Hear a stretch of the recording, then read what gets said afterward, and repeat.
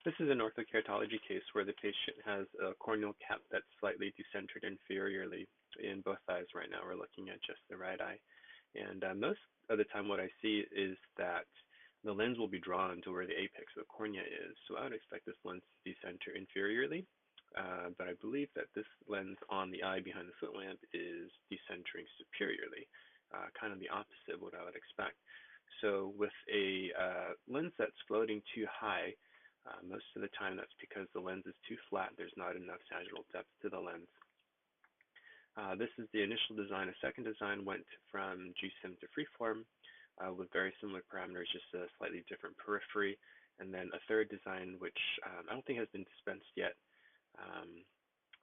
but has been ordered, still in freeform. And this one looks like we made the bevel lift a little bit lower, just in the inferior meridian. What I would do in this case is probably leave it in G-SIM and just increase this overall sagittal depth of the lens.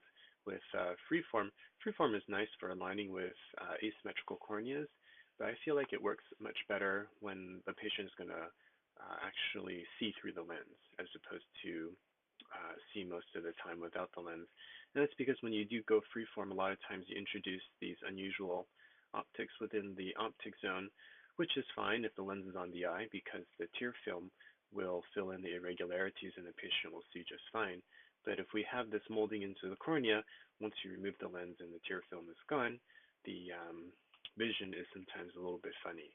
So I would go back to your initial G-SIM design and just increase sagittal depth of the lens. Right now we're at about 1 micron of clearance, and I would bump this all the way up. Seems like we need to make a fair amount of change since the lens is actually moving in the opposite direction that I would expect it to. And I would go all the way up, maybe add anywhere from 10 to 12 microns. So our new target will be anywhere from 11 to 13, let's say 12. And you just want to click down in 100% mode. And, oops, a little too much.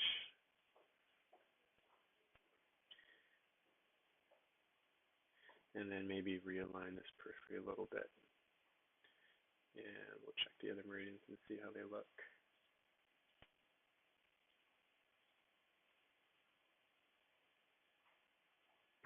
And let's go a little more. Okay, so now we have a lens that's significantly taller than the initial design. This should drop the lens down lower on the cornea.